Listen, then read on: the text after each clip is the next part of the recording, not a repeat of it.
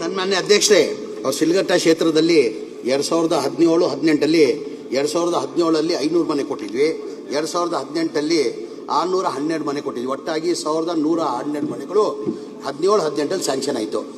ಮನೆಗಳು ಅನ್ಕಂಪ್ಲೀಟ್ ಆಗಲಿಲ್ಲ. ಮನೆಗಳು ಕೊಡೋಕ್ಕೆ ಸಾಧ್ಯ ಆಗಿಲ್ಲ. ಕಾರಣ ಅಂದರೆ ಒಂದು ಮನೆ ಕೊಡಬೇಕಾದ್ರೆ ನಾನು ಭಾಳ ಸತಿ ಇದು ಹೇಳಿದ್ದೀನಿ. ನಾನು ಒಂದು ಮನೆ ಕಟ್ಟಬೇಕಾದ್ರೆ 7.5 ಲಕ್ಷ ಆಗ್ತದೆ.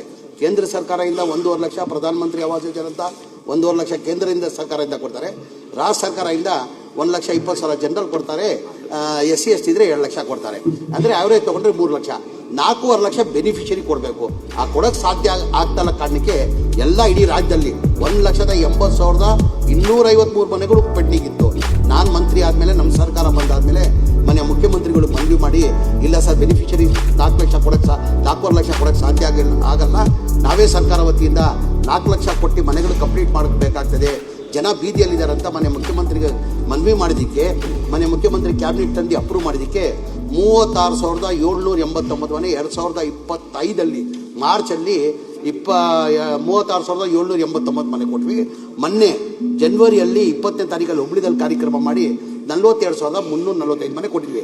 ಆಲ್ರೆಡಿ ಇವ್ರನ್ನ 500 ಮನೆಗಳು ಕೊಟ್ಟಿದ್ದೀವಿ. ಇನ್ನು 2012 ಮನೆಗಳು 3ನೇ ಹಂತದಲ್ಲಿ ಕೊಡಬೇಕಂತ ತೀರ್ಮಾನ ಮಾಡಿದ್ದೀವಿ. ಯಾವುದೋ 70 ಮನೆಗಳು ಯಾವುದು ಬೇರೆಯವ್ರಿಗೆ ಹೋಗಿದೆಯಾ ಅಂತ ತಾವು ಹೇಳ್ತಿರಲ್ಲ, ಅದು ನಾವು ಸೆಲೆಕ್ಷನ್ ಮಾಡಲ್ಲ. ಅದು MLAಗಳು ಮುಂಚೆನೇ ಸೆಲೆಕ್ಷನ್ ಆಗಿರೋದು. ನೀವು ನಾಳೆ ಮೀಟಿಂಗ್ ಫಿಕ್ಸ್ ಮಾಡಿದ್ದೀನಿ, ತಾವು ನನ್ನ ಜೊತೆ ಮಾತಾಡಿದ್ದೀರಾ. ನಾಳೆ ಬನ್ನಿ. ನಾಳೆ ರಾಜೀವ್ ಗಾಂಧಿ ಅವ್ರಿಗೂ ಕರ್ಸಿದ್ದೀನಿ, ಸ್ಲಮ್ ಬೋರ್ಡ್ಗೂ ಕರ್ಸಿದ್ದೀನಿ. ನೀವು ಕೂತ್ಕೊಂಡು ಮಾತ್ರ ಹಂಗೇನಾದ್ರು ತಪ್ಪಾಗಿದ್ರೆ ಅದು ಸರಿ ಮಾಡಿಕೊಡ್ತೀನಿ. ಮಾನ್ಯ ಸಚಿವರೇ, ನಾಳೆ ಬೆಳಗ್ಗೆ 11 ಗಂಟೆಗೆ ನೀವು ಬನ್ನಿ. KMDC ಅವ್ರಿಗೂ ಕರ್ಸಿದ್ದೀನಿ, ಸ್ಲಮ್ ಬೋರ್ಡ್ಗೂ ಕರ್ಸಿದ್ದೀನಿ, ರಾಜೀವ್ ಗಾಂಧಿ ಕರ್ಸಿದ್ದೀನಿ. ನಿಮ್ಮ ಕ್ಷೇತ್ರದ ಏನೇನು ಸಮಸ್ಯೆ ಇದೆ ಬಗೆಹರಿಸ್ಕೊಡ್ತೀನಿ. ನಾಳೆ ಬನ್ನಿ 11 ಗಂಟೆಗೆ ಬೆಳಗ್ಗೆ.